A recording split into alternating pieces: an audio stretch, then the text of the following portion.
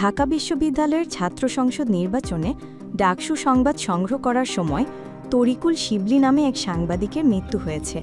তিনি channel S টেলিভিশনের reporter হিসেবে কর্মরত ছিলেন। আজ ৯ সেপ্টেম্বর মঙ্গলবার দুপুর ১:৩০টার দিকে ঢাবির কার্জন হলের ভেতর থেকে অচেতন অবস্থায় ঢাকা মেডিকেল কলেজ হাসপাতালে নিয়ে গেলে জরুরি বিভাগের দায়িত্বরত চিকিৎসক তাকে মৃত ঘোষণা করেন।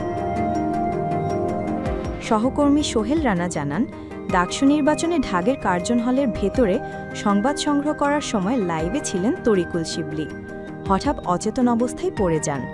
পরে তার সহকর্মীরা তাকে উদ্ধার করে ঢাকা মেডিকেলে নিয়ে এলে চিকিৎসক মৃত ঘোষণা করেন। সাংবাদিক শিবলি কুমিল্লার বুড়িচংয়ের এতবারপুর এলাকার AKM শাহিদুল্লাহ ছেলে। ঢামেক হাসপাতালের পুলিশ ক্যাম্পের ইনচার্জ পরিদর্শক মোহাম্মদ ফারুক চিকিৎসকের বরাত দিয়ে মৃত্যুর তথ্য নিশ্চিত করেন।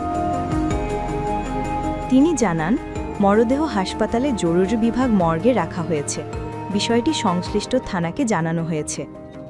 তিনি আরও জানান, চিকিৎসক প্রাথমিকভাবে ধারণা করছে হার্ট অ্যাটাক করে তার মৃত্যু হয়ে থাকতে পারে। তবে ময়নাতদন্ত প্রতিবেদন হাতে পাওয়ার পর বিস্তারিত জানা যাবে।